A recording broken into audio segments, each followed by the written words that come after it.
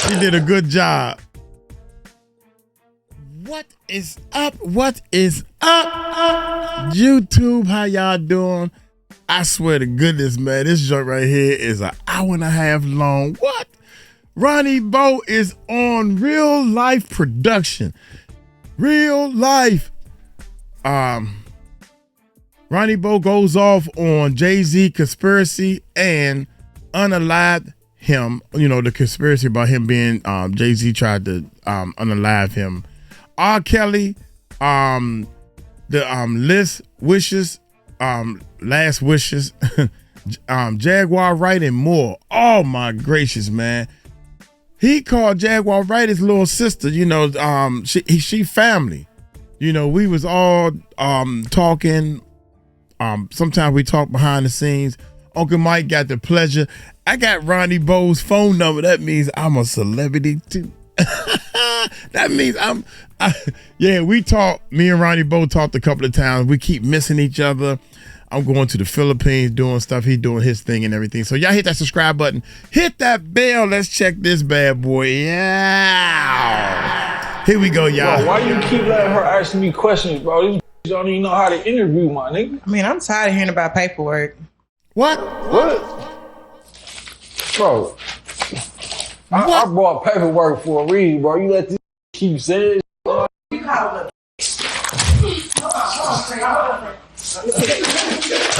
What? Is this? Real life. Wait a minute, man. Hold up, Ronnie. Is this stage? Oh my God, man. That guy, man, he done did some time and stuff, so he ain't gonna retaliate. He don't want no drama to get him back in jail. So I don't know. Let's find out. Was it staged? Y'all let me know in the comments, man. Ronnie Bo doing some acting, baby.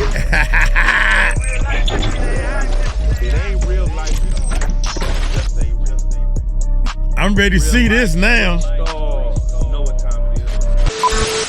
Real life street stars. Hold on.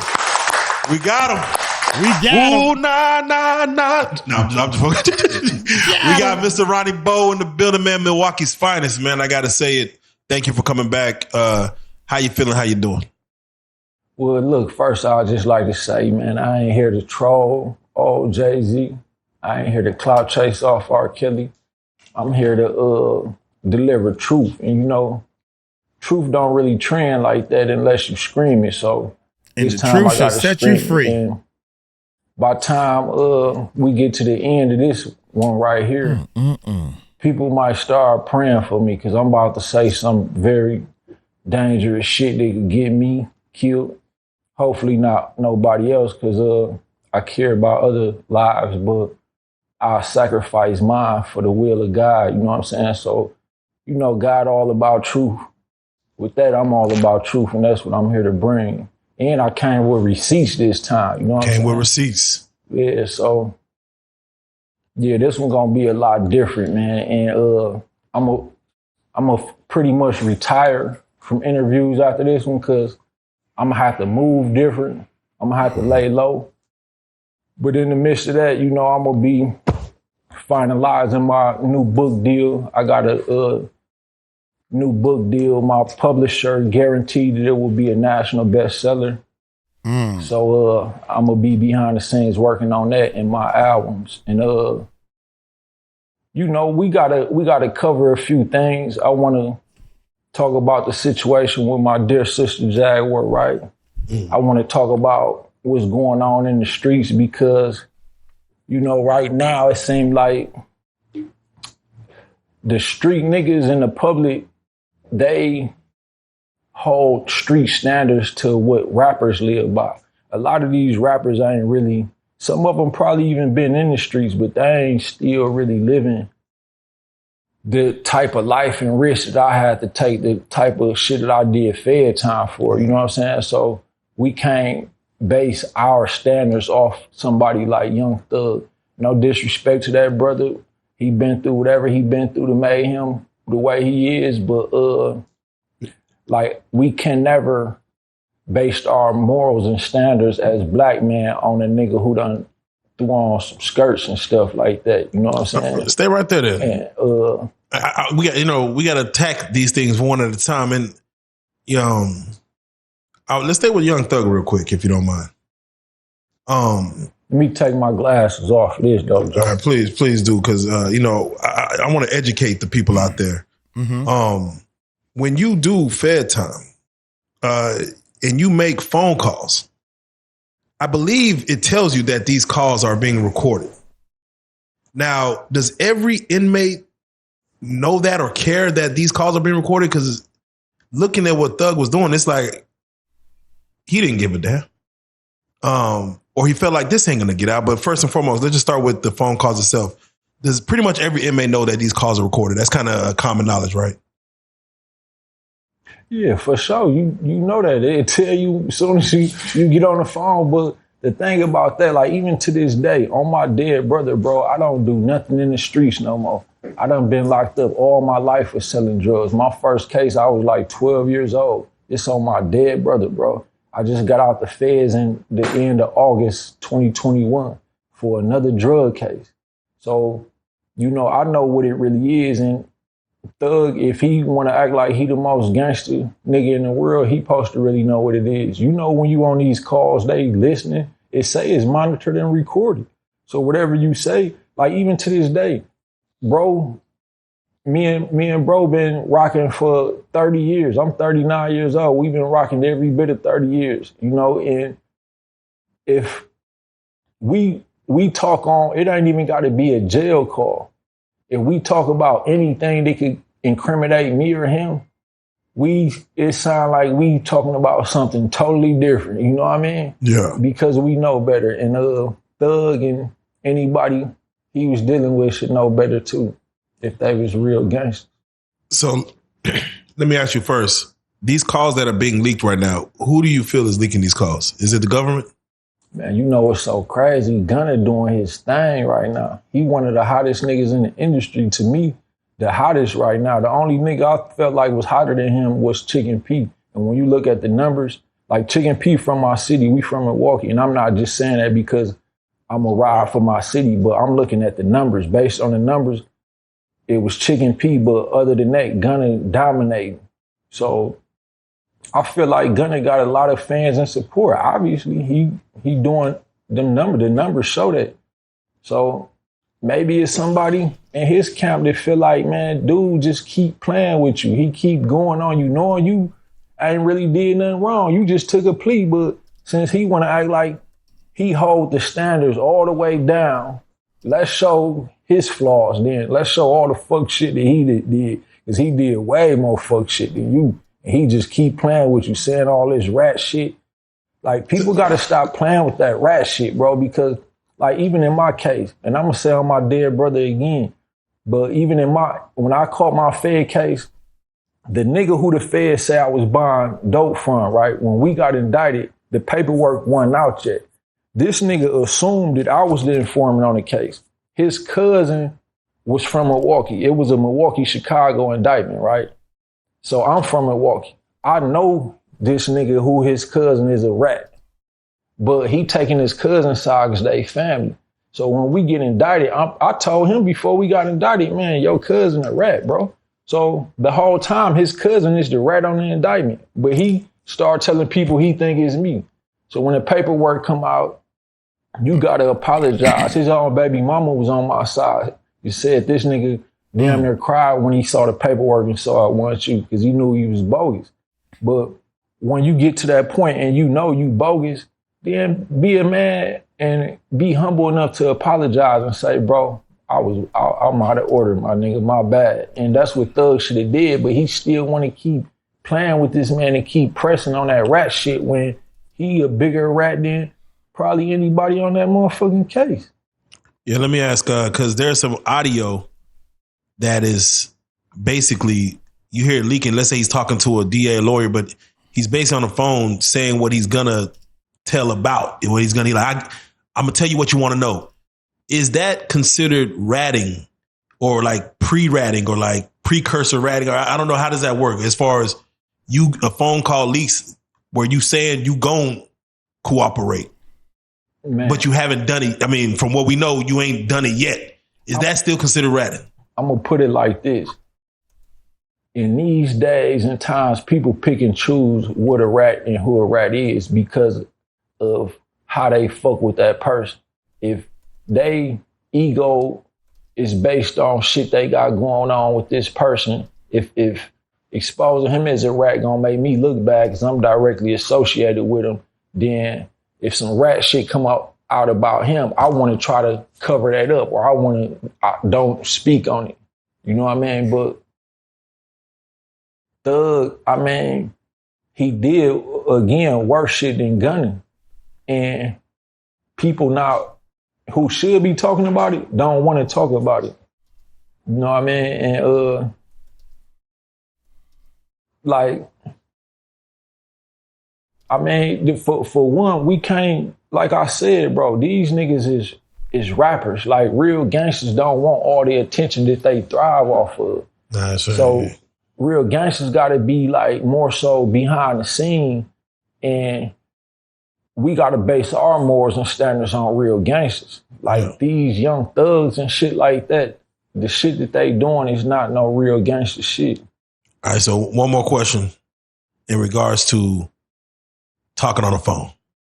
If somebody's mama, somebody's, they about to go to court, fight their trial, and their mama's begging them, like, please tell on such and such to give your time down. Don't serve all this time for so-and-so. If you tell your mama and your girl what really happened over that federal phone, is that considered rap? Hell yeah. Look, bro, who I came with, my nigga Lamar, right? Yeah. Well, I already done told y'all about the history, but it's stuff that me and him have done together that I have told no other soul about. I'm not finna go pillow talking to my bitch about what me and bro did. You know we close. You know what I'm saying? You know that's my dog. I ain't got to tell you why. I ain't got to tell you that's my dog because we killed somebody together and he ain't never said nothing. I ain't never, you know what I'm saying? I ain't got to tell you that. If you feel like if you got them type of tendencies that you feel like you got to tell somebody about that shit anyway, then when they put that pressure on your ass, your pipe gonna bust. Cause you the type of nigga who will run your mouth anyway to whether it's a bitch or another nigga you trying to impress about what you done did. Mm-hmm. If you not holding that shit in because you got integrity, once you get in that interrogation room, you gon' tell some other shit that should never be told. You know what I'm saying? For real though. And you yourself, the paperwork doesn't lie. In the federal penitentiary system, like that paperwork is kind of like your Bible to make sure you skate through this motherfucker. Because if it comes back bad, that's kind of your ass, is it? Or is it? Let me tell you something most niggas never talk about. And we ain't got a lot of street niggas in this media, so I got to be the one to tell you this. But in the feds, that shit get real. Paperwork is real, but this how it go, right? You got the vice lords, the Bloods, the Crips, the GDs, the cartels, the mafia, whatever they was. I was with the GDs because I'm from Milwaukee, and in the feds, Milwaukee niggas do their own thing, but they accept rats. You know what I'm saying? I ain't want no parts of niggas who accept rats, so I grew up GD, so I'm gonna ride with the GDs. But it's like this, if you come in and say, we in the feds, Joker, you just don't nobody know, you just came in. If I know you and I say, man, bro, good, and people respect me, you ain't got to show your paperwork. Everybody don't say that. Everybody don't talk about that part. Yeah, they don't that part. But if I say, man, that's my nigga, he from my hood, he good. If I stamp you, you ain't got to show no paperwork. And a lot of niggas get by just off that because, like, even me, it was one time, bro, it was this little nigga who came, man, he was only like 18, bro. And they brought him, I wasn't no nigga who was really calling shots, but I had enough power to say if a nigga cool, right? So I was the first one to check him in, and I could just see the fear in him. So I felt for him. So I put my name on the line to say, man, I checked his paperwork just because he didn't want to show me his paperwork, so I felt like something wasn't right. But I knew if I let the guys know, they would have beat the fuck out of him in there. And I done seen a nigga beat a nigga so bad, his motherfucking eyeball came out his eye socket and was still attached to the retina and get shit on the floor. So I didn't want to see that happen to the little homie. So it's like, man, he good. Leave him alone. So everybody in the feds ain't really stand up, because it could be just a stand-up nigga who done stood up for you. You know what I mean? And then another thing about rats, bro, the biggest rats is not in paperwork, because you know why? The paperwork say CI, CS. You know what I'm saying? Confidential informant, confidential source, CI1, CI2. It don't say their name, bro. You know what I'm saying? So you would have to do like how I did and go the extra mile and make a song about a nigga so you can really, you know what I'm saying? Expose, man, this CI2, nigga. Yeah. You know what I'm saying? This proof that CI2, you know what I'm saying? Yeah. Like otherwise, like these rappers don't be knowing how this shit really go, man. Most of these niggas, 95% of them, 99% of them never been to the feds. And some of them who did, like I saw y'all had Finesse on here. Like, yeah, I'm a fan of his music. But nigga, you went for a case that you didn't have no opportunity to tell on nobody. That was just a simple little gun case, bro. You know what I'm saying? You on here in these songs and shit acting like you went down for some major kingpin shit or something. Like, that's different. Would you have still been able to come out that motherfucker and say you ain't told on nobody had you had the opportunity? Because some of these niggas, they case, you don't even have the opportunity to tell on nobody. They just want you for this little petty shit you did, and that's that. They know you ain't got no motherfucking ties and connections to nothing to really tell on somebody. And so you saying you don't really give credit to someone who's saying they never told, they stood when their case ain't a situation where they could tell on anybody. You don't really give that. Yeah. It's like, bro, you didn't have the opportunity, my nigga. Who knows if you'd had the opportunity, you would have did the same shit. You know what I'm saying? Because it's sad, bro. Most niggas don't keep it 100 in them situations. And I know from my just going through that shit since I was 12. I'm 39 now, bro. You know what I'm saying? That's 27 years of this shit. 39. You know what I'm saying? Okay. I have to ask, because you had mentioned you could give somebody a pass or you could co-sign for somebody. Yeah. What happens to you if you're wrong? I could get killed for that, bro.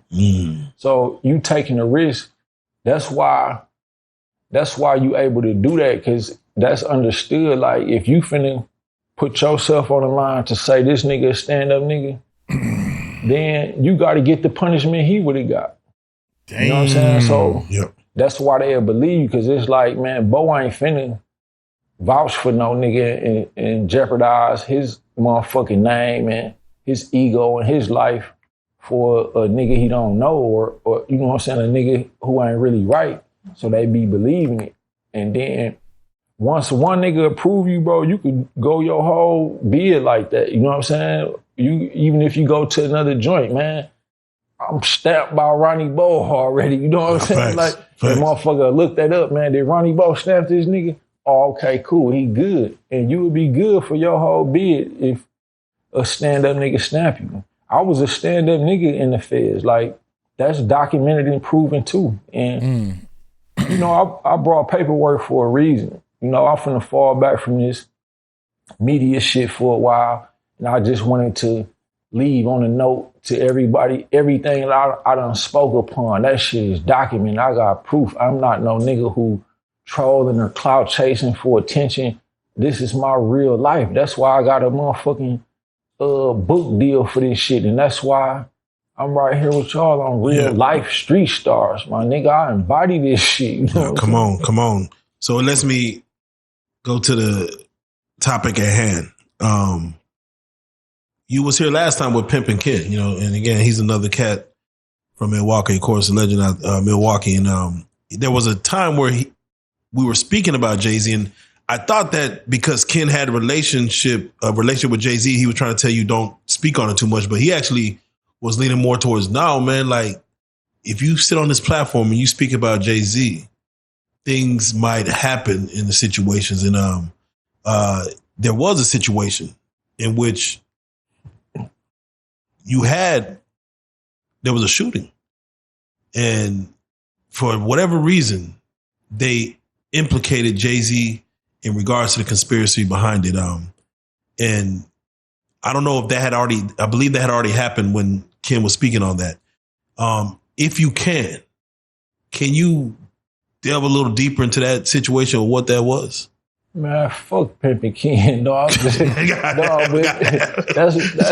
love Pimpin' We gotta love you, Ken. I'm gonna tell you why. Like when I was even before my Fed bid, when I was locked up, Pimpin' Ken was there for me. You know what I'm saying? Yeah.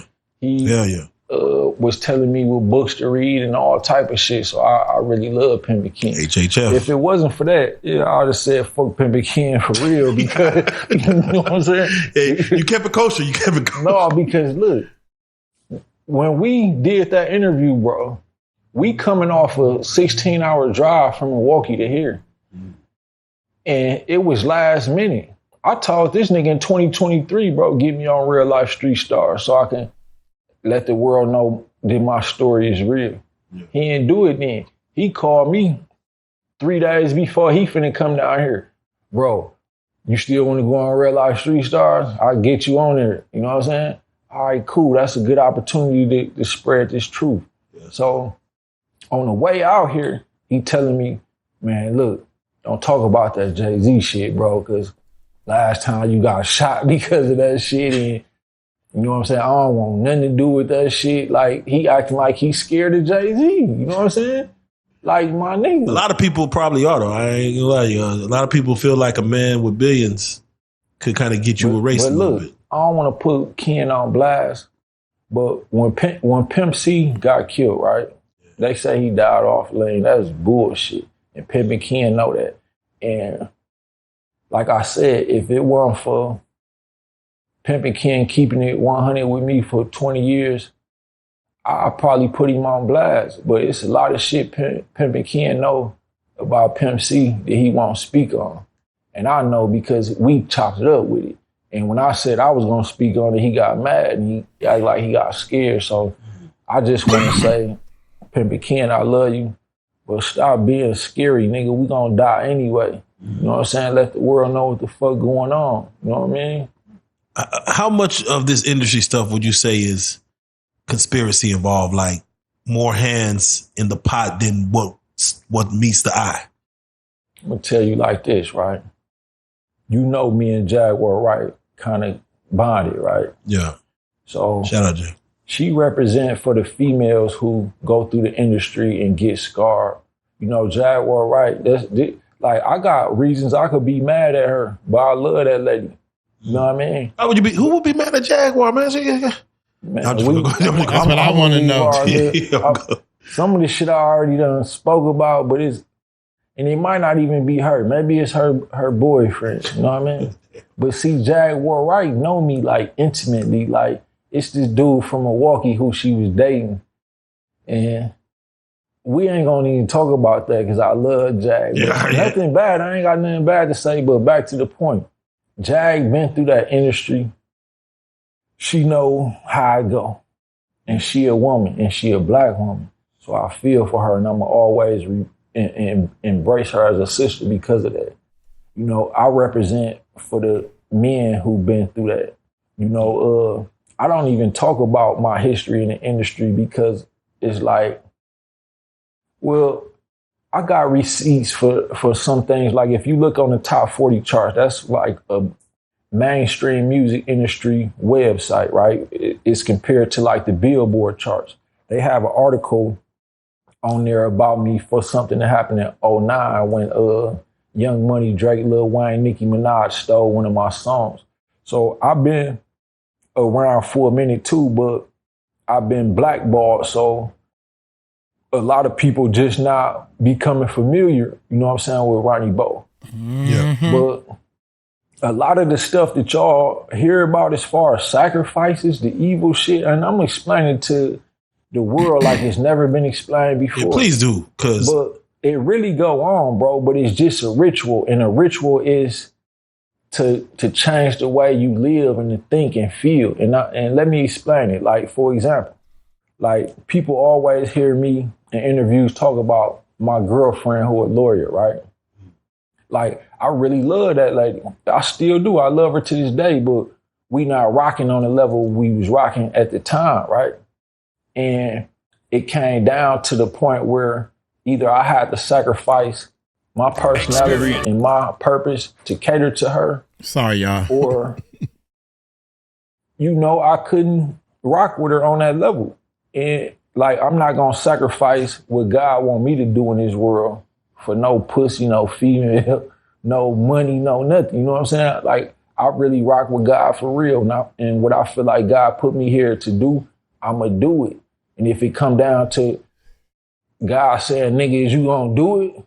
Or you going to submit yourself to what that girl wants you to do so she can feel happy in the relationship, or so you can get this money and the fame. Like, so it's like this, bro.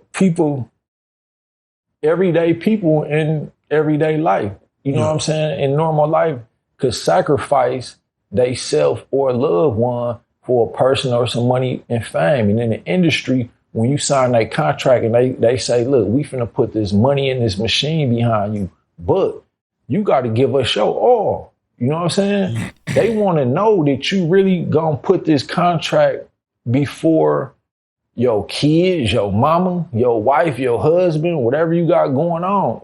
You got to put this, when you sign this, that man, you gonna put this before everything, even Jesus. If you believe in Jesus or whatever, you got to put this contract before everything, like everything you believe in, whether it's religious, whether it's you want to be a good father, whether you respect your manhood, you got to sacrifice all that shit for this contract, because we put this money behind you.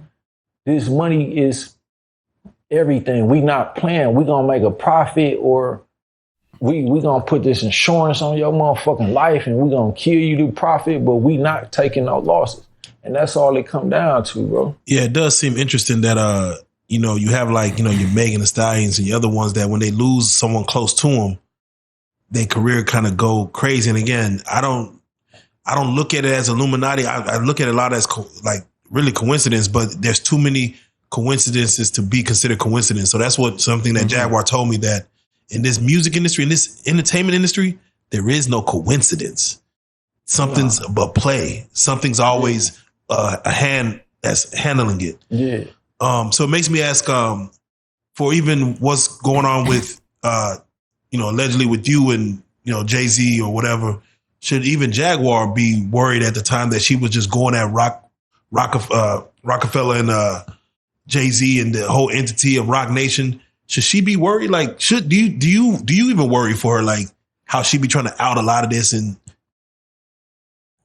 Malcolm X once said, I'm a man who feel like I died 20 years ago and I live like a man who dead already. So when you go through the things that people like Malcolm X went through, or things that Jaguar Wright went through, you don't care about getting killed no more, bro. It's like Jaguar Wright lost her son. You know what I'm saying? After that, and this was my boy back in Milwaukee, her ex. She know what I'm talking about. But her ex back in Milwaukee told me that Jaguar Wright still was showing that she's the same woman until they killed her son. And after that, that's when she started going crazy, exposing everything and everybody. So when you get I'm at that point right now, bro. I don't get no fuck if they kill me. I done live my life. I got books that's gonna teach the youth for another 100 years. I did enough in life to be happy and satisfied with I can say I lived. I had fun. You know what I'm saying? Some people never had fun. Some people never stepped outside their comfort zone. Some people never faced their fears. I done did that. So, I feel like I done been to the mountaintop like Dr. King, you know what I'm saying? And if I die behind the shit I'm going to say in this interview, I'm cool with that. If somebody come in here and they finna kill me right now, they going to kill me with a smile on my face. You know what I mean? If, you sat down with You did time with R. Kelly. R. Kelly told you some things. R. Kelly's still behind bars. You're free in the world. If a headline reads, just humor me. Ronnie Bo, Jay-Z conspires to unalive Ronnie Bo. What do you think R. Kelly would say about that? Based on y'all's conversations. R. Kelly will believe it. Because, bro, it's a lot going on. Like, look, my thing with R. Kelly is, and look, fuck R. Kelly too. You know what I'm saying? Damn, what this shit? Weren't y'all bonding in that motherfucker? Yeah, shit. He gonna write a song about your ass. It's gonna go hard too. On some real shit, on my dead brother, R. Kelly was my nigga though in the feds. He cool, but we had an agreement, bro. My last conversation with R. Kelly in the feds was this. Look, bro, I done basically beat my motherfucking case. I'm finna get out in a couple years. Like, what do you want me to let the world know? Okay, you want me to let the world know that? I got you. This is what I want you to do, though. With niggas going through in the feds, how they got this Aryan Nation shit set up, like, they got COs, Aryan Nation, inmates, Aryan Nation. They really running this shit. No matter how powerful the GD, the GDs, we had the most numbers as far as a gang, but we still weren't fucking with the Aryan Nation in there. The Aryan Nation was killing niggas. You know what I'm saying? And they was plugged with the COs. So my thing was like, kills, expose this system, expose what niggas go through in here. Not just because I went through some shit and I suffered and the Aryan Nation tried to kill me and this motherfucker. They doing this shit to niggas in general. And they gonna do it to your goofy ass too. You keep playing. So let them know that. And I'm gonna let the world know what you want me to let the world know. You know what I'm saying? He went upholding his bargain for a while, bro. He finally just came out last month or 2 months ago and finally let the world know. And then he still tried to make it about himself. Like, nigga, they not just up in there doing this shit to you, nigga. They doing this shit to all of us. Speak up for black men in general, or I'm not fucking with you. And I told Kels that, you know, so we should have an understanding. And from this point, bro, I done did enough to make R. Kelly look like he may be innocent. But I'm done. I'm retiring from that shit. And I want you to do me this favor, bro, Please. as a brother. Let's go. Like, please don't. I was never R. Kelly cellmate. Please don't, when you post these interviews, say R. Kelly cellmate. Just put Ronnie Bo. That's enough. People know who Ronnie Bo is. Facts. You know what I mean? Yeah. You know, I'll say, I feel like R. Kelly's cellmate has a better ring to it. But your name does. What's crazy is even before that, before our last 3 Stars interview, you had done enough out here that, you know, through the blog spread, I didn't know you were so, like, even with people lying on you so much or saying that, nah, what you're saying is false, even if you had to produce paperwork, I didn't know that they was going against you like that. For Jaguar Wright to have known you, I'm like, oh, damn, Jaguar Wright, actually, she knows you know you? She's like, yeah. So I'm like, for her to tell me that, I'm like, yeah. She's like, man, we could talk about Ronnie Bo off camera. I'm like, oh, okay, bet. I mean, so I'm like, I didn't know. I didn't know. But, you know, at the time of, you know how it goes. But let me ask you, for R. Kelly to say that they're trying to kill him, and them having to rush him off, and for whatever reason, and even the attempt on your life, what is the methods that they use in MCC to even like to do that? Like, what are they doing? Like, is it in the food? Is it not giving medication, or like, what is it that they're like? Because they can't make it look so blatant. See, when they tried to kill me, right, it was me and R. Kelly was locked up together during the COVID pandemic, right? So prison is miserable as it is, but just imagine prison during the COVID pandemic. Then they can justify not letting you come out your cell to take a shower. We never had to let you talk to your mama, your kids, your girlfriend, or whatever. You know what I mean? So the conditions and the psychological damages they did to us during that time was like, I'm going to say, tantamount to what the Jewish went through during the reign of Hitler. You know what I'm saying? They did us real bad. And in there during that time. You know what I'm saying? And I filed a lawsuit on the behalf of not just myself, but R. Kelly name was on the lawsuit. And another thing that I did was I united all the gangs at this time. So I had all the gang leaders in there sign this paperwork and say, we are part of this lawsuit with Ronnie Bo. How much was that lawsuit, if you don't mind me asking? $602 million. God damn. God. Close to $1 billion. So look, so when they see me doing that, and this at the time, the U.S. Attorney General was saying that everybody should be inmates, should be in a cell alone. And the health administrator in MCC Chicago had just notified us that, right? So I'm the first person they came to and said, look, we got to give you a cellmate. And they tried to give me this 82-year-old inmate named Sangster, right? And he was dying. So I'm looking at it like y'all trying to put him in his cell. So when he died, y'all, because if somebody die in your cell, they investigate you for murder regardless.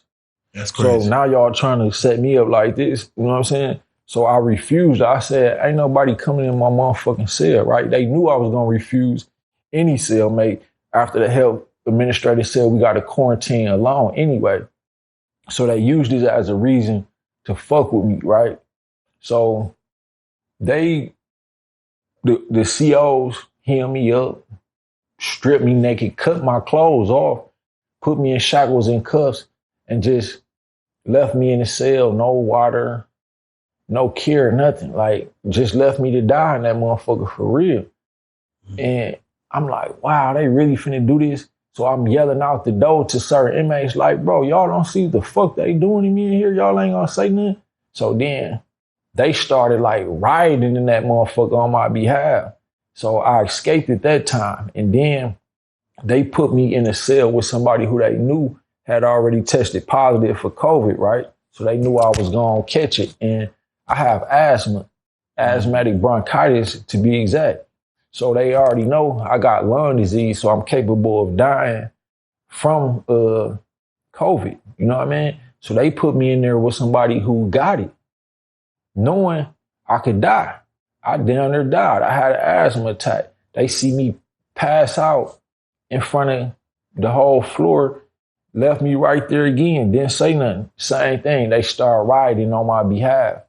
You know what I mean? And R. Kelly was witness to all this, so he should have spoke out about that. But yeah, they had a few attempts because of the lawsuit, and those were the methods they used at the time. I mean, it'd have been too obvious had they, because usually they just have one of they big buff, strong white supremacists, Aryan Brotherhood niggas come in there and put a big ass sharp blade in you. You know what I'm saying? Yes. They couldn't do that at the time because we was on lockdown, even though they somehow did it to R. Kelly at the time. When y'all heard R. Kelly got beat in jail, that's when I was in there with him, MCC Chicago. This was around, I'm gonna say between September and November of 2020.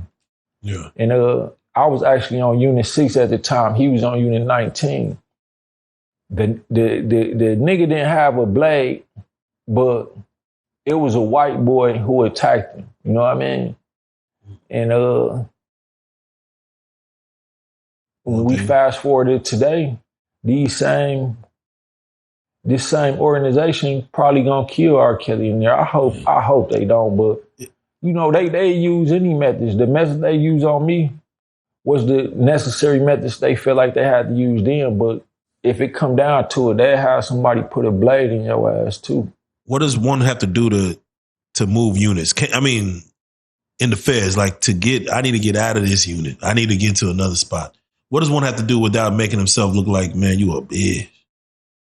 A bitch. You mean if you got problems? If you got problems, you like, man, or you just don't even like the motherfucker. I just want to get out there. You could check out. Sometimes if you ain't got no real reason, you could just go say, I'm finna kill myself. And then they gonna move you off the unit, put you on suicide watch. And then from there, they typically move you to another unit anyway. You know what I mean? So that's usually what they do.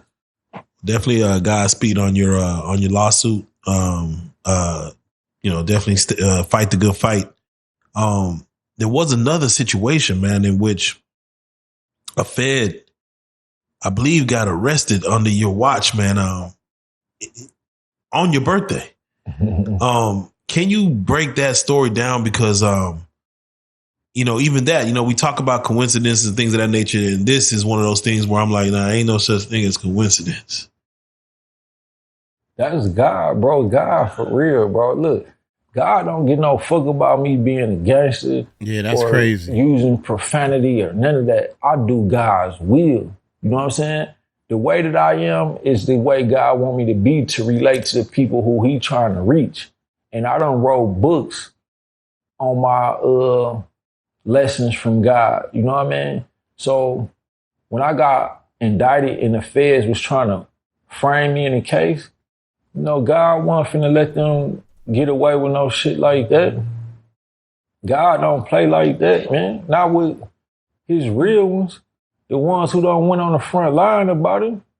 I went on the front line for God. Still on the front line for God. So I got indicted because I was framed in a case by this corrupt DEA agent by the name of Timothy P. Gray. Timothy P. Sounds Gray. like a corrupt nigga. Y'all got all the paperwork right there. Yeah. His picture in there and everything. He's mad, bro. Like, to this day, I know he watching these interviews and all that. He hate my goods, but look. So I sued him because he was trying to make me an informant, right? This was before I got indicted. Yeah. What do you offer you? What do you offer you? Like, hey, I need you to do this for us, and we're gonna give you. It was like, look, man, the streets fuck with you. You know what I'm saying? So we need somebody like you, and we don't like that nigga Joker, man. You know what I'm saying? If you can go buy 3 bricks from him right now, we'll give you the money. However much he want for 3 bricks, we'll give you the money. We got to get this. We don't like that nigga though, man. We see him fuck all these white women and everything. You know what I'm saying? We got to get him off the streets. No, that's the type of time they be on though, bro. So he kept coming at me like that for like 3 years. Whole time, I'm not even knowing I'm under federal investigation. So then I get tired. I'm like, man, I'm finna sue this nigga. He ain't stopping. So I sued him 2 weeks later. They indicted me. So what for him, like what was his corruption though, if anything? Framing black man in criminal cases. Like, that's in the paperwork I done brought y'all, bro. That's really in there. Like, and for the record, that's why I started doing these interviews. You know what I mean? Like, it was an opportunity to follow through on my word that I gave R. Kelly, but it was also an opportunity to expose the federal government. Like, Timothy P. Gray is an Aryan Brotherhood member. He got arrested by doing a race rant on an Uber driver or a Lyft driver or something like that. And he's saying all type of racist shits. And I had already documented that he was calling me niggers. You know what I mean? He gonna do this and that if I don't work for the government. And by the grace of God, I love you, God, he got arrested on my birthday. That ain't no coincidence. That's divine intervention, and that's proof that God really real. You know what I mean? Because the whole time I'm asking God, like, God, you finna let me do all this time for something I ain't do? And God like, no, watch this. God showed up for me, so yeah. Okay, I have a question. Hey, when was the last time you really cried, and what was it about? What that got to do with anything? Damn. Let me think. That's a good question, because that's a terrible question. I that's cried how you over cry, a bitch, man. Damn. Let me stop playing.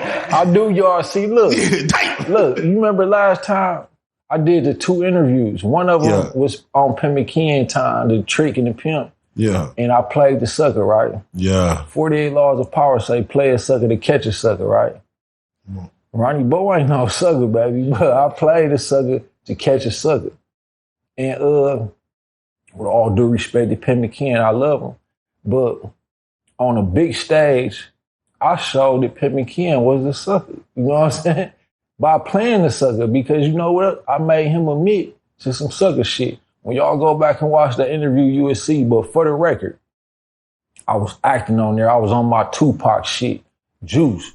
Tupac and Juice. I was, you know what I'm saying? I ain't no sucker though. I was playing a sucker, but I can't think of when I cried. It had to be, I don't know, man. Yeah, I mean, it must have been a long time ago. When my brother got killed. Yeah. I cried like a bitch when my brother got killed, but that was my heart. Like, we was, and I'm close to my mama, don't get me wrong, but me and my brother was closer than my mama. You know, me and my mama and anybody else, that was my heart. So, yeah. What was the situation with your brother, if you don't mind speaking on it? Man, they still don't know who killed him. I got my speculations, but before I actually act, I want to know for sure who killed him, because I don't want to be in prison for life for killing somebody innocent. You know what I'm saying? That's real. Okay, so a question. Would you rather have respect in your city or fame around the world? Niggas stupid, man, for wanting to have respect or fame. Anyway, if you don't got respect, man, I'm not finna go too far. Like, if somebody go too far not respecting me, they might get fucked up. But if you don't respect me, cool, man, stay over there. If you don't respect me in my presence, it's gonna go there. You know what I mean? As far as fame. Well, now she means more so respect from your city, from Milwaukee, or fame worldwide, or worldwide fame. I mean, do you rather your city respect you, or would you take the fame worldwide? Bro, I've been a legend in my city for 21 years. People been knowing who Ronnie Bo is in Milwaukee for 21 years. And when I got that type of respect and fame, I didn't like it. You know what I'm saying? Like, when you get this type of attention, I've been having attention since back then. Like, it started to get uncomfortable. You know what I'm saying? At some point, you want to go places where don't nobody know you so you can have peace of mind. You don't always want to be places and everybody, man, that shit uncomfortable as fuck. So, I mean, it depends. Like, when you want, it's nothing wrong with wanting clout. As long as you use your clout for a good reason, change the world or something. If you just want clout so you can fuck a certain female or certain females and so niggas could be on your dick, then that's some weird shit. But if you want clout so you can go tell the president, hey, look, man, free these brothers. They been doing 10 years for some weed, man. They shouldn't be in there. And it's cool to have clout if that's what it's for. You know what I mean? You saying clout should be a tool? Yeah, for use properly. Absolutely, use properly. Like, people just be wanting clout so a female could, you know, be impressed by them, or a nigga. These niggas be seeming gay these days, man. They be caring about another nigga attention more than the female attention. I don't get it. Goddamn. So let me ask you then. When it comes to this clout stuff, do you feel street credibility is more important than business credibility? Like, do you feel like you being known as a street nigga is more important than your business acumen? Man, when keeping it 100 and being in the streets was still what's up, then I'd have chose my street credibility over anything. But now that shit don't mean nothing, bro. Like, for real, like.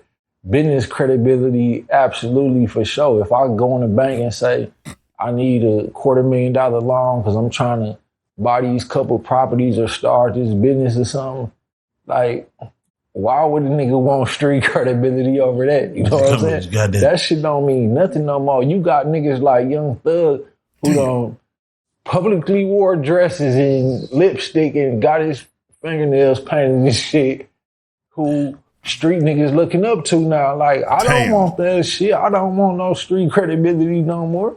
Goddamn. That's real. But if someone questions the work that you put in these streets, do you feel the need to argue them down about what you've really done?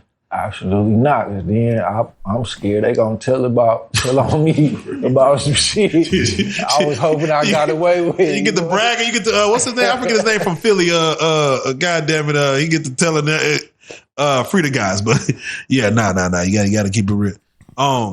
Man. So you know it's interesting because you know we have these conversations, man. This history starts to where we've had the Jaguar Wrights, we've had the Maverick approach, we have the big homie CCs.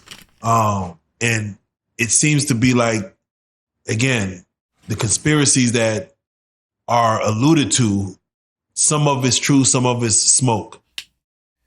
When it comes to the things that you say, the things that you putting out there, are you mixing the truth with the smoke, or do you do a little bit more for like, man, I'm a dress it up a little bit, or you just basically, man, this is my life, this is how I lived it, I can't explain it no other way. And then I'm going to give you my thoughts on things I think could happen, and people take it out of context.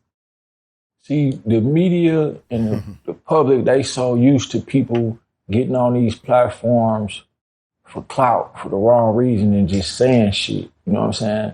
So when I came out, they probably thought that's what I was on. But I got a real story, you know what I'm saying? It sound crazy, it's amazing or whatever, but it's the truth. You know what I'm saying? And the truth, like I said, don't always trend.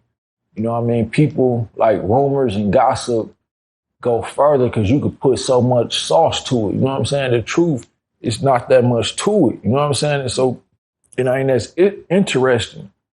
But me the whole time, like for example, right? Like everybody, I've been trending about what R. Kelly told me about Jay-Z, right?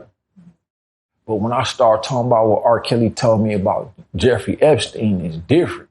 It hit different.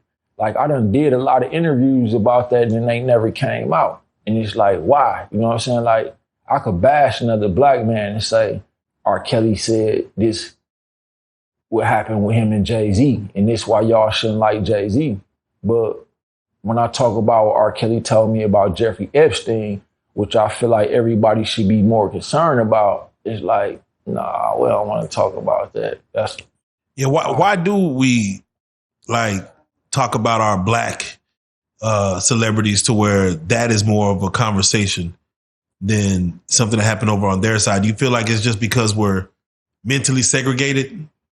That too, but it's more we in competition with each other, bro. It's like see a black man I don't care if this white man make $1 billion, but if somebody else like me make $1 billion, it make me look like I ain't that nigga. You know what I'm saying? Like I ain't the one, shit. So I gotta step it up. It make me look bad that Jay-Z a billionaire. That's why my situation with Sean Atwood and them got out of hand because they wanted me to be a regular on their channel. And then as soon as I went against them and said, look, bro, I want to talk more about what R. Kelly told me about Epstein. I want to go after Epstein. I don't want to keep getting on here bashing Jay-Z or even Diddy. I don't know Diddy. Why y'all want me to talk about Diddy? Y'all know I don't know nothing about him. I got tied to this Jay-Z shit because I got close to R. Kelly. You know what I'm saying? So I give y'all my truth, but it's like, bro, I already talked about that shit. And I'm not finna keep on bashing Jay-Z. Why they don't want to talk about Epstein though on Sean Atwood channel? You know what I'm saying? Like the truth. They'll put certain shit out there to get views because it's all about money. And that's cool, I understand. But some people want the truth. Y'all focus on views and making the money, but the same audience who y'all making this money off of, they want the truth and y'all not giving it to them. And then when somebody try to give it to them, then y'all try to bash them and blacklist them so the truth never get out there. Yeah, I think with Epstein, because it's a white man doing that thing, doing, you know, just ungodly things to white people, we leave it over there. Mm-hmm. And we deal with us. We, you know, it's like black news versus do we care about their news? Like, nah, we like to keep it within us. So with that being said, Diddy. No, but seriously though, a real question. Diddy's doing fair time. He's about to go up in a couple of weeks. How does it work when a man like Diddy, who doesn't really have no points, he has history as far as going to court with the J-Lo and the shooting, but don't really have no points, I believe. Do you feel like they're gonna with the what he's guilty for with the transportation of sex workers, whatever? do you feel they're going to give him some time? And if so, how many months you feel he may get based on the point system, the federal point system? Man, Diddy finna get out. And I'm glad Sean Atwood took my videos down, because I was saying some shit about Diddy that if he get out and watch, he gonna do me how he did Tupac, man. Oh, shit. Oh, shit. Yeah, you were saying some shit. What you saying? Yeah, well, shit, I done exposed enough, so if they kill me, they kill me. It is what it is, but I don't want no smoke with Diddy right now, man. He gonna get out on the rampage. That nigga, he care about his ego and what people are saying about him. So he gonna get out looking at all these interviews and, look, Diddy, my nigga Pimpin' Ken been to your party. He said he ain't seen none of that shit, man. And I'm lying, but I'm gonna say this for you, Diddy. You know what I'm saying? Damn. You mentioned Young Thug, man. You know, he just recently spoke about these leaked calls, and he didn't dodge the smoke. He admitted, like, man, he was in a dark place. He thought he wasn't coming home. He thought his life was over. So he was just saying the wildest, Glorilla's ugly or whatever he's saying, just all the stuff he's saying. I'm like, damn, should that give him the okay to, like, hey, all right, we still love Thug. He admitted and apologized. He was in a dark place. No, man, I think he should realize that Gunna was in a dark place when he took that plea. Hey. So if his dark place didn't matter then, shut the fuck up, Thug. Explain to us, then the streets will love you again. I'm gonna give you a way out, Thug. Explain to us why the fuck you was wearing them dresses and shit, my nigga. Like, did they tip Birdman made you do that? So, come on. You know what I'm saying? The record label made you do that, and you was willing to sacrifice your manhood for your position? Like, was you in a dark place when you did that shit? You know what I mean? So my thing is this, man. Gunna responsible for a lot of them niggas' success because he was writing for them, including Lil Baby. And he had said already like 8 months when he took a plea. He was in a dark place.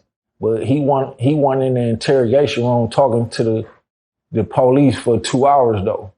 You know what I'm saying? He wasn't all on the phone, pillow talking and bashing and talking bad about other artists and other people. You know what I mean? So we ain't trying to hear that shit, man. You know what I mean? We need real stand-up niggas who ain't gonna put on no motherfucking dress, no skirt for nothing to represent for our culture. We got people like motherfucking Harriet Tubman who done went through underground railroads for our motherfucking people. We got people like Malcolm X who done died for this shit. Tupac, Dr. King. We don't want to hear about that. Yo, dark times, nigga. A lot of us done went through dark times. You can't justify none of that shit because when the shoe was on the other foot, you weren't leaning up off Gunna. You know what I'm saying? So, that's facts. Take what you going through. Oh, man, that's facts. That man's a Harriet Tubman. I feel bad for the people that we do idolize. It is interesting, as far as, false idols.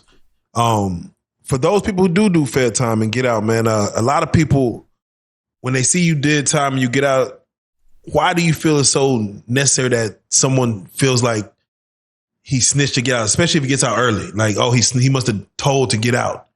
And if he didn't tell, you have to prove yourself with paperwork, of course, possibly that you didn't do no telling. Like, why do you think that is that we automatically think if a person has a charge for this amount of time, if they get out early, they must have told? Mm-hmm. I mean, every situation different, bro. Like, me and you could go to jail today for a gun, right?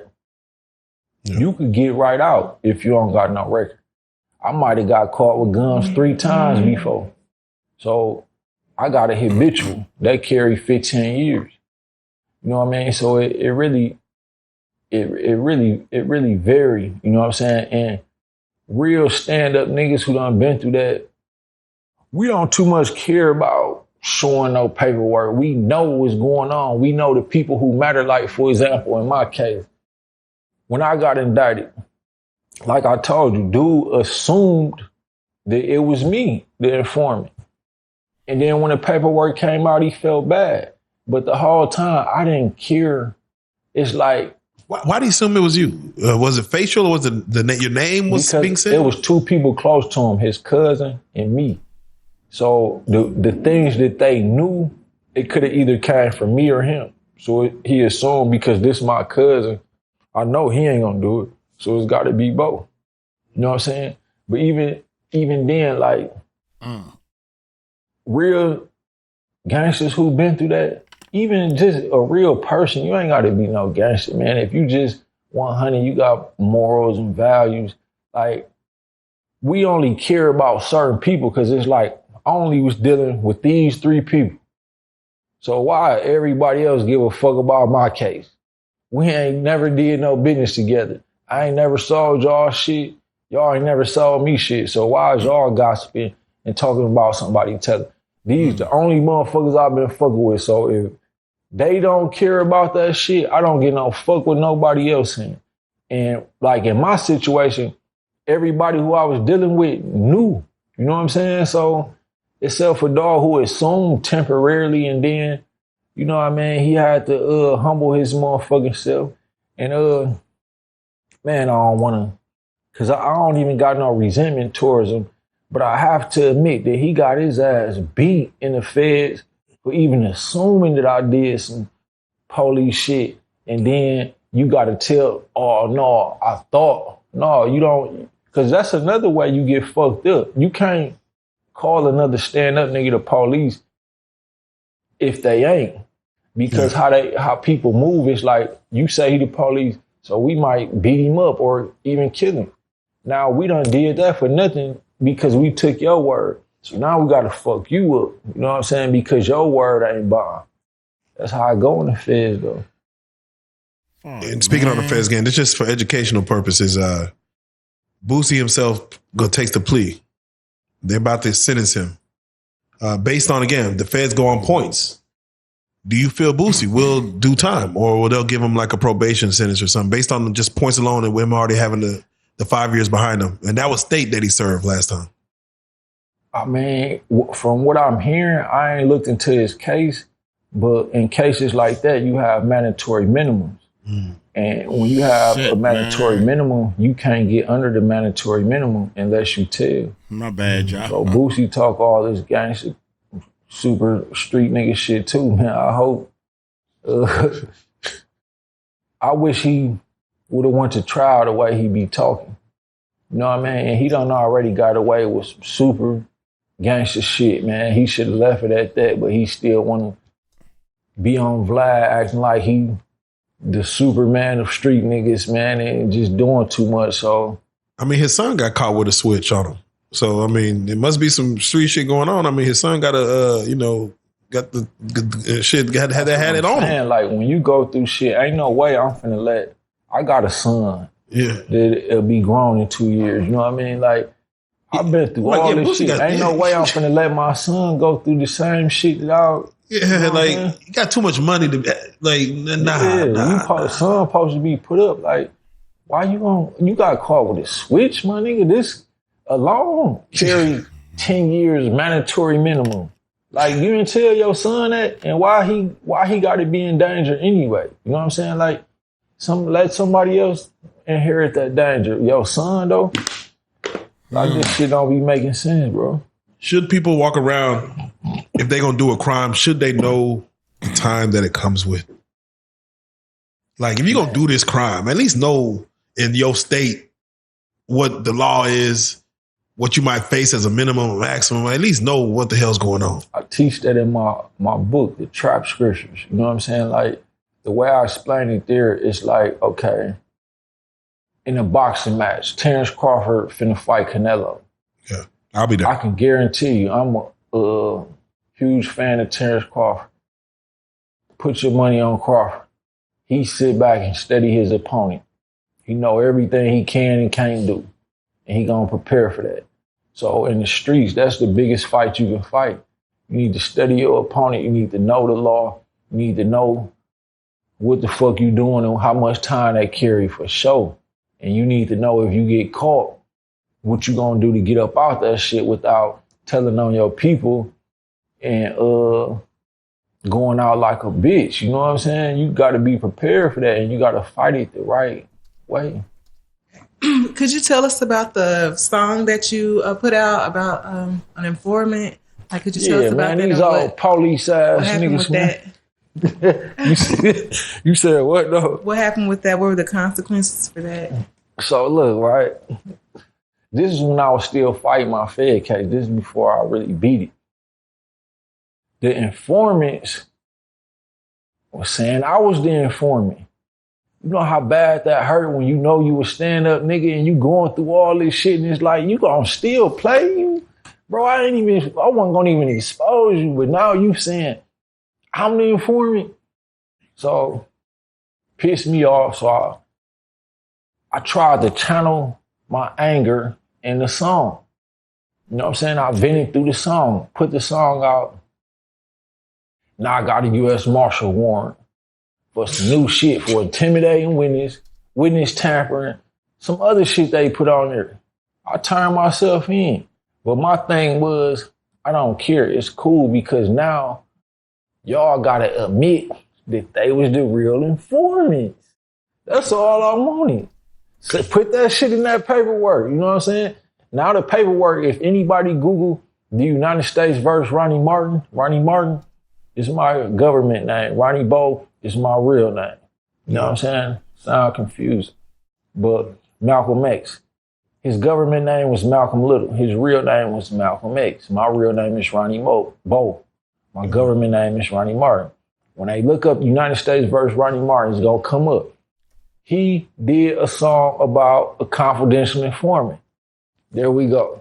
Now we got the black and white. There you go. So do whatever y'all gonna do to me. Now the real informant has been exposed. Goddamn. You know what I mean? Whack the rats. That's the name of the song. I said, what's the name of the song? So yeah. Whack the motherfucking rats. It ain't whack the motherfucking rats. You just whack the rats. But man, please don't listen to that song because I went through so much shit over that song, y'all. Nah, for real. No, for real. Like, I was on bail. They let me, after I beat the Milwaukee case, they let me bail out on the Chicago case. So put out the song. If I wouldn't have did the song, I would have still been out on bail. Goddamn. But I was still happy because it's like, now y'all got to expose the real informant. So goddamn. I could do my time in peace now. You know what I'm saying? Getting back to the industry, who would you say is probably the most overrated figure in the hip hop industry? Man, my former favorite rapper, Jay-Z. Overrated?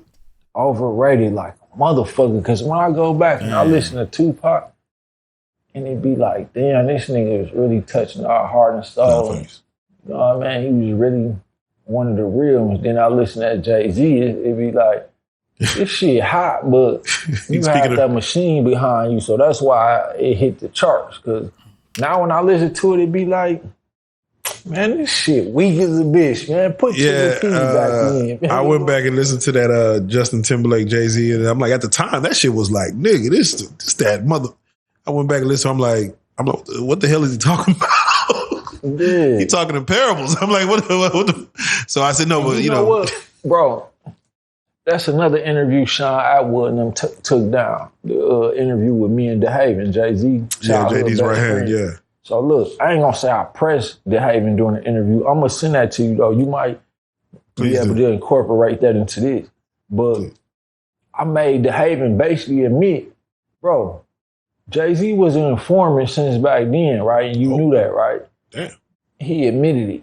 You know what I'm saying? Damn. That's why I mean, when you say informant, what does that mean actually? Like, because what is there levels of informancy or what do you? Informant is like this. You ain't even got to set a nigga up. As long as you inform, look, this was going on. I'm the plug. I'm getting my shit from what's nine now. These niggas who be buying shit from me. You know what I'm saying? And whatever the fuck y'all want me to tell y'all, just as long as I can stay out and do what I got to do, I'm going to tell y'all whatever the fuck y'all want to know. Is an informant going into the precinct or is it like, it's just a lawman rolling up saying, hey man, JoJo and them over there? Yeah. Sometimes you can inherit the informant role. You know what I'm saying? Inherited, damn. No, for real, bro. This shit's so That's dirty. down. This shit's so dirty. Like, they even told me, like, look, we want you to do this one move, set him up, then your name gonna be fucked up in Milwaukee and Chicago. Yeah. So we gonna send you to Atlanta. Like this, they trying to lay shit out to convince me like, all right, fuck it. If we gonna do it like that, let's go. I'll do it. But that's what they doing, bro. They even, like I told you, they said, we want you to buy 3 bricks from dude. However much you want for that, we gonna give you. They give you that. I know a nigga in my city, though, who actually acted like he was gonna do it, and they gave him the money and he ran off with it. I would have did that too, though, if they had gave me the money. I would have been like, yeah, come on, let's go. I'll do it. And just run off with the money. Would you work for a rat? Work for a snitch? What? When I say work, I mean like get employed by. Like this person is trying to employ you, but in the past, this person had snitched on some 1996 case or something. You brought the boxing gloves here. All right, let me make it a little more complicated. If somebody tells you meet a guy you respect, you chopping over and you respect him, he tells you that he just got out of WITSEC or whatever, witness protection, whatever. But he don't tell you why he was in witness protection. Would you dig deeper about why he was in it, or would you just be like, I mean, you already chopped up, you respect the man. But when he tell you, yeah, I was in witness protection for like 15 years. Yeah, I be wanting to hear all them type of stories so I could have a better recollection and more understanding to base my decisions off of. Because that's how you really learn. You know what I'm saying? Like, I never fuck with no police ass nigga or do business with them, but I be wanting them to vent to me and help me understand, like, bro, so what really made you break, though, bro? Like, why you tell on your people, though? Like, like what was that thing? And what did they offer you? What type of immunity, or did they pay you, or what? You know, I be wanting to know that. You know what I'm saying? But yeah. Man, with that being said, Ron, is there anything that you want to let the people know that have been confused? Because you've been on a lot of different podcasts, not only from Sean Atwood, from Real Life, to other ones as well, your own. Like, there must be a misconception out there. Like, what do you want people to know that they just kind of getting wrong or something? Like, the narrative's being controlled. In my last book I put out was called Conspiracy to Colonize Our Culture, right? And I was explaining how these media people, like, I fuck with you, Joker. You know what I mean? You know that. Salute. But it's been other people who got these channels or media platforms who would be like, bro, you just got shot, bro. And you was talking about the Jay-Z shit. Let's say that Jay-Z had you shot. They want to control the narrative. Like, that happened to me. Shout out to the Lino B channel, man. I don't wish nothing bad on that brother, but he was so stupid, right? He tried to go against me and put out a clip saying that I was lying about Jay-Z had me got shot, right? And he forgot that we had did an interview he had put out, and he took it down, but I guess he wasn't smart enough to know that I screen recorded this interview already, and you acting like it didn't happen. In the interview, we arguing live in this interview, you telling me, you trying to make me say Jay-Z had me shot. I'm telling you, bro, I'm not finna talk about that because I'm on federal paper. If I talk about that shit, I'll get in trouble, period. And for one, I just don't get down like that. I'm not finna tell on nobody, bro. Even if he did have something to do with it, I'm not finna tell, especially not the feds, that Jay-Z had me shot. I might eventually say it for publicity to sell some books and records, but bro, this is a real open investigation and you want me to talk about this? So it's people like him and other people like them, they content, bro, be all made up. Like, people be behind the scenes saying, let's do this and let's do that. The content don't be real. They playing the people out the truth. So people like Piers Morgan, Joe Rogan, who ain't interviewed me yet, I be looking at some of the people that interview and it's like, y'all know I got a real story with real receipts that could shake up the world, and y'all trying to hide this. So, the fact that the fact that you shot Alana B out and called him stupid is classic. Oh, you know, dude? No, I don't know. I'm just the fact that you in the same breath. He a real clown, though, bro. He a real clown. I really had to press him behind the scene and make him tuck his tail. Really damn. Like a little bitch, but man, I didn't mean to say that, man. I apologize, Lionel B. But yeah. Damn. So these people who have interviewed you, I have to ask, if you was to come up missing, who would you want? Who should we be looking at in the world? Like, if there was someone to look at, if you was just my ex. Damn. Because look, I don't want to put her out there like that, so I ain't gonna say her name. And I really love her, but on my dead brother, bro, she worked for one of her clients. His last name is Rothschild. On my dead brother, I'm not lying. This shit can sound outrageous. People who know who the Rothschilds is gonna say this shit sound fucking Hollywood. Maybe it is, but on my dead brother, I'm not lying.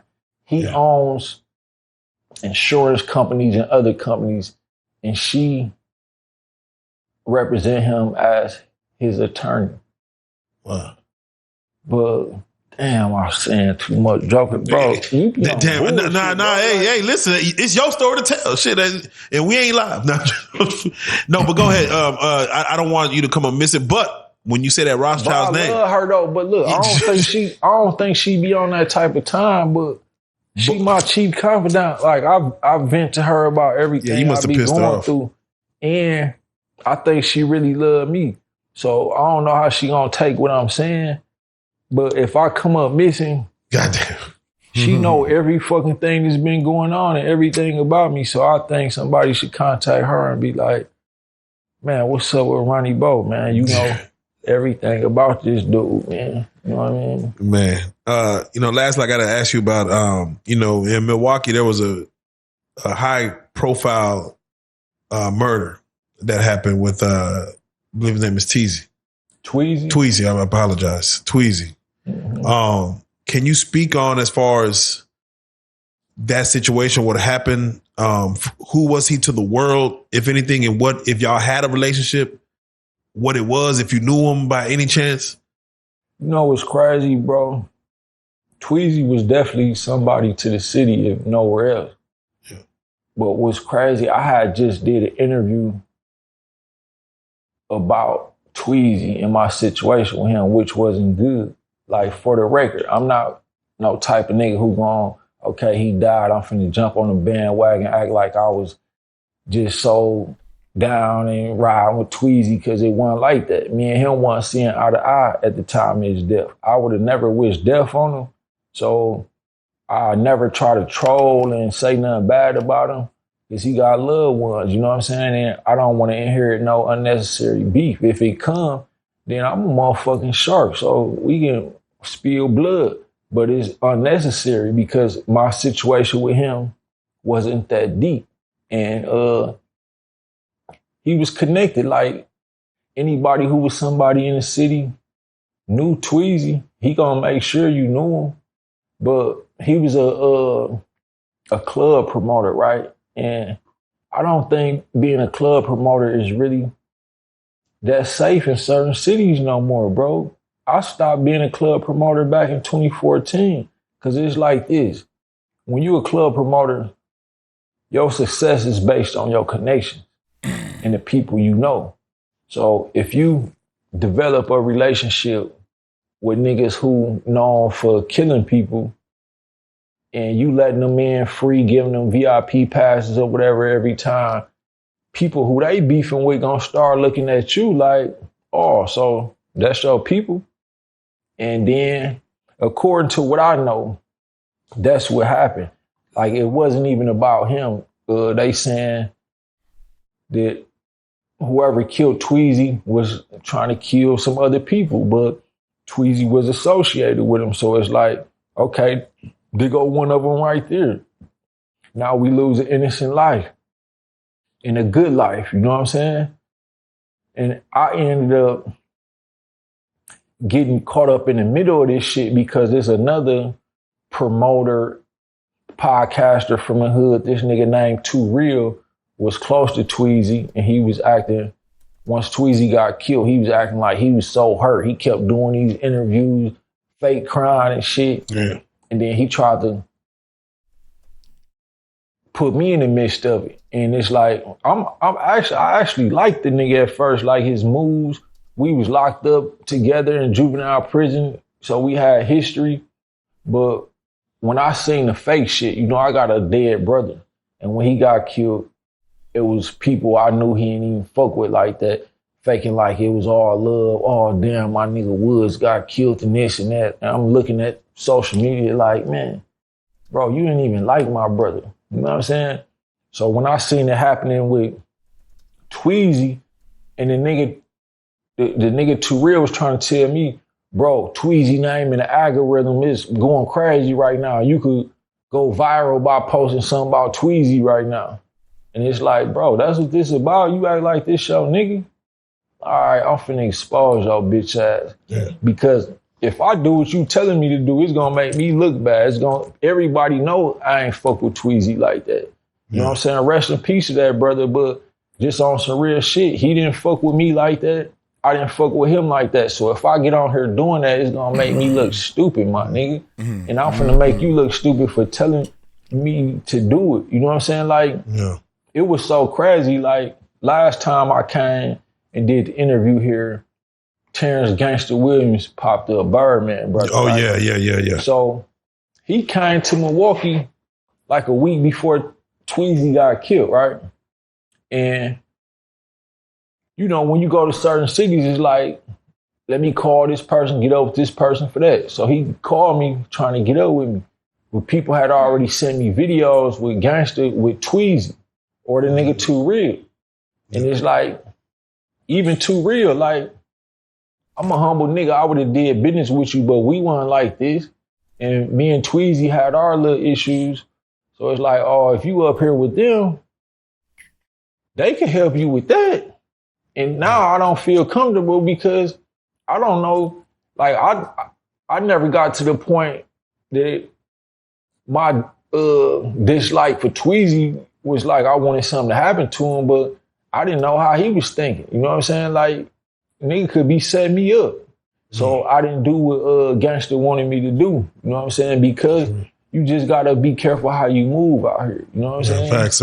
In the streets versus the internet, it's like they mix, but they're so separate. You know what I'm saying? You can't be on some street shit and be on the internet, and you can't also not. You know, it's an interesting dichotomy. But and then look, before you go to another topic, the nigga Too Real I'm talking about, right? Now he think he huge because Master P done shared this shit. Gillian Wallow, whatever, done shared this shit. Snoop Dogg done shared some of this shit, so he think he big. He's saying this shit in his interviews like, niggas in Milwaukee don't want to respect me. I'm a big dog around here. Like, nigga, you never been no gangster around here. Just because Snoop Dogg share your post don't mean you somebody now. Like, nigga, I've been a shark in this motherfucking city, a king in this city, and ain't nobody gonna ever contest that. You know what I'm saying? But he went as far as, right? So it's a recording when Tweezy got killed. It was a lady like checking his pulse and stuff, right? Yeah. So he trying to go viral so bad, he shared a video and said that the lady took Tweezy chain. So everybody sharing this, and you know what that did? It put that lady life in danger. I was hearing it was a $50,000 hit on this lady head. And with me having influence in the voice, I did what I could do to stop that. And I prevented it. I stopped it. And once I got involved, everybody who was sharing that shit, saying that lady had something to do with it, they took it down and they pointed the finger at the motherfucker who was really wrong, which is the goofy ass nigga Too Real. You know what I mean? Because that lady could have lost her life, an innocent life. And I didn't even like her before that because she was a correctional officer. And when I was locked up, she used to act funny. So it's not like I did this because I like this lady. I did not even like the bitch. You know what I'm saying? Now I don't even want to call her a bitch. You know what I'm saying? But it wasn't about that. Too It's late you put now. this innocent lady life in danger, bro. And you got a voice, you know what I'm saying? And people looking up to you because you got a voice. You heavy on this internet. So I intervened and just fuck dude whole ego and his career up. You know what I'm saying? Because when certain people intervene, like I never lied, my nigga. Anything I ever said, people do their research, they gonna be like, damn, that shit really was true. And in my city, that's already established. So once I got involved, it's like, this what Bo saying. So you're done, buddy. All right. Oh, we got a female question right quick. Okay, so what is the craziest DM you've ever gotten? Like the craziest DM? I get DMs all the time saying I'll suck your dick or something. That's some wild DMs to get. Niggas get all the time. It get crazy when you go through the pictures like, who the fuck is this talking about this? You know How many do you reply to like, let it go? No, hold on. It get crazy when you go through the picture and it's like, this don't look like a female face structure. Yeah. You got a little young buck situation. I kill this nigga playing with me like that. You know what I'm saying? You got a little young buck situation. Yeah, that's when it get crazy though. Nah. What's your take? You know, we talk Diddy, we talk Jay-Z. What's your take on 50, man? I think he's out here shooting the Street Fighter movie in Shreveport, which I got to give him credit for just doing some dope shit in Shreveport. But what's your take on his end of all this? You know what I'm saying? I don't got much to say about 50 other than he a genius, man. Like, I read 50 book, 50th Law of Power. Yeah. Great book. I read it at a downtime in my life, and it really inspired me and encouraged me to go hard. Get Rich, Die Trying was a classic. You know, everything he do seemed like genius moves. That's the only thing I got to say about 50. I wasn't aware of the Street Fighter. Yeah, I'm just letting you know, I'm breaking news for you. Yeah. And the last thing I got for you is Big Meech. And again, shout out Lil Meech as well. For the people that you serve time with, a lot of dudes was probably been in there 20, 30, years.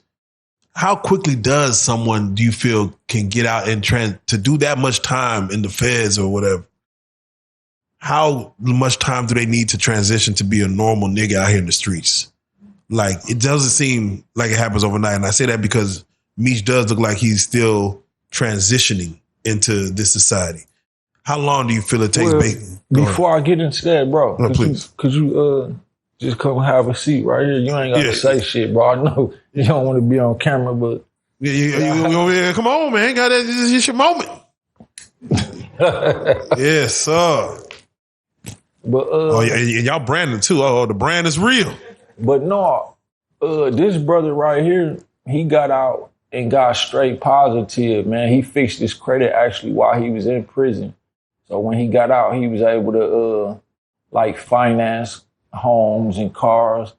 And he studied a lot about real estate while he was in there. So the reason why I wanted him to sit next to me while I said this is because you got to admire such a transition. It's not easy to do that, bro. Like, I done spent days and weeks broke because I came to the conclusion that selling drugs is not for me. And I was selling drugs since I was 11, so that's all I knew. So every time I tried to transition to something positive, it was difficult. Even if money was coming in, it's like, money not coming in like how I'm used to, bro. Like, I was 18 making $10,000 a day at a minimum. Damn. You know what I'm saying? That's $300,000 a month at 18. So when you go from that and you get out of jail and then you try to do something legit, it's like, let's just say even if you make $50 an hour, that's considered a good job. In 8 hours, what's that? $400 a day, right? I made $10,000 a day. That's difficult to accept, to say, I got a good job, bro. It's hard. So I just wanted to commend my brother for doing things the right way and having the mental discipline to stick to it, because that's hard, bro. And somebody like Big Meech, they say dude was getting 2,000 bricks at a time.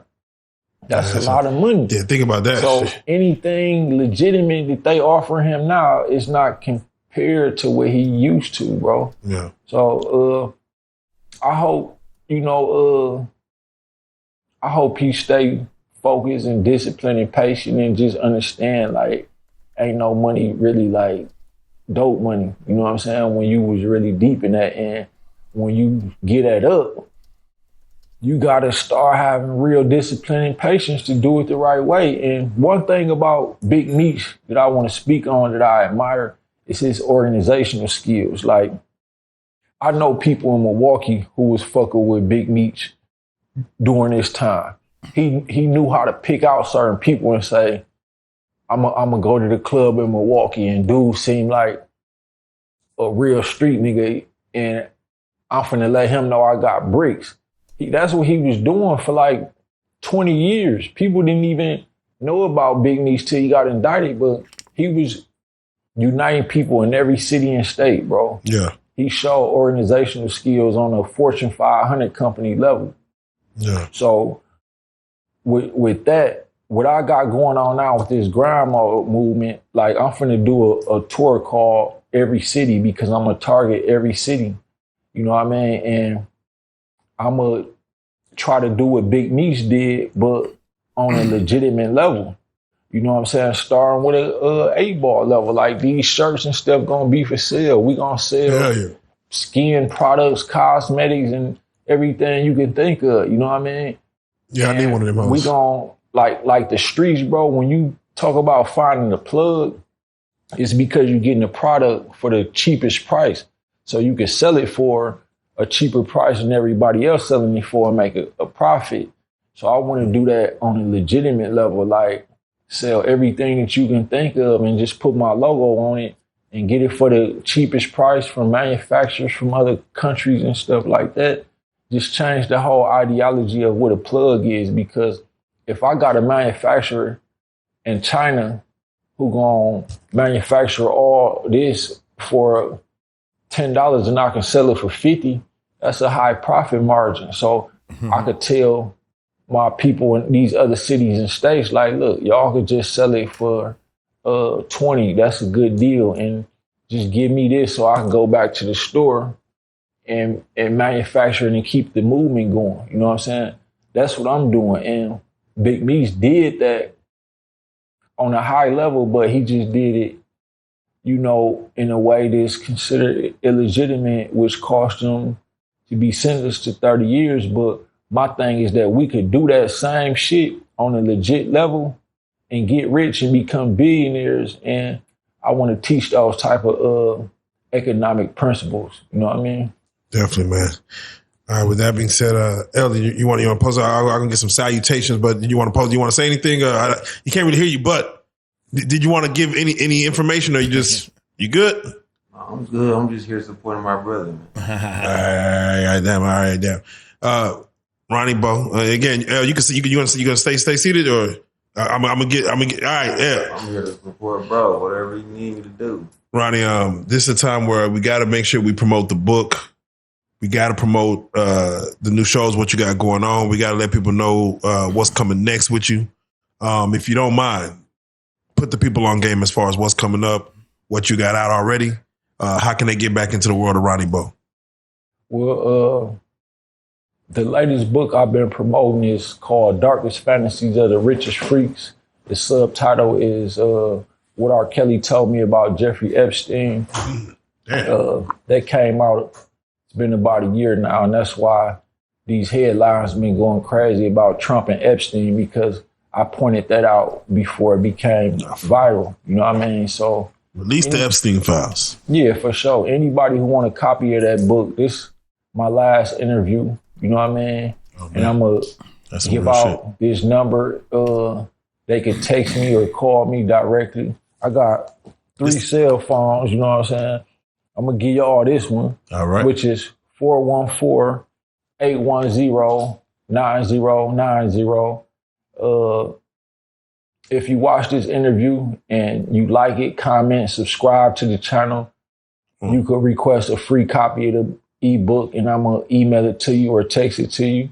Let's go. Let's go. Other than that, I'm in the process of finalizing a book deal for my new book, which is called Grind Now, Shine Later, based on the true story of Ronnie Bo, which the publisher guaranteed to be a national bestseller. And that's what my Every City tour is going to be based on once they put the book out and people become familiar with my story worldwide. I'm going to go to every city and meet up with people who call the phone number, you know, book the halls in the biggest hotels and throw book release parties there and just meet and greet people to unite to the movement. Other than that, I also have an album coming out called Grind Now, Shine Later. And speaking, we mentioned my dear sister Jaguar Wright earlier. You know, behind the scenes, we're gonna try to kill each other, but in the public, I love you, Jag. Yeah. And before I finalize the album, I want to put a song on there with me and Jaguar Wright. Okay. But that's it, though. I'm done with this shit, man. Man, goddamn. They can look me up and see everything is in paperwork, it's documented. Damn. I ain't never lied about nothing. I stand on that. If I ever lied about anything, then we'll have that talk when I come back. Come on. Well, you know what it is, man. We got to say it, man.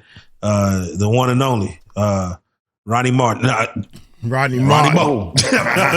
Ronnie Bo. We got to say it. You are a real life street star. Lego.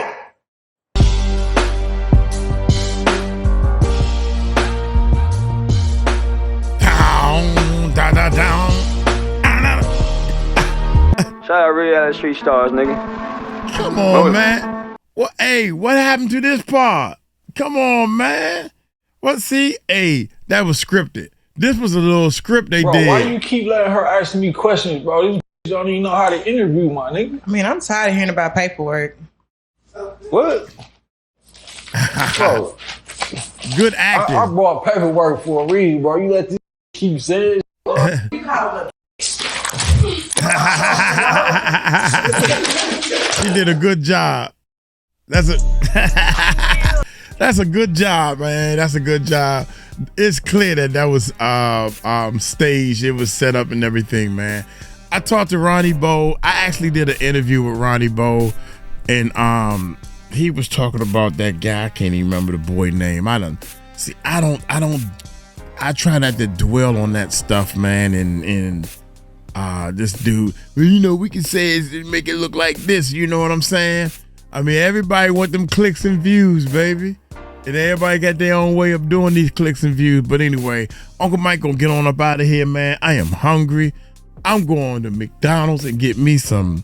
I like that McDonald's McFrappe.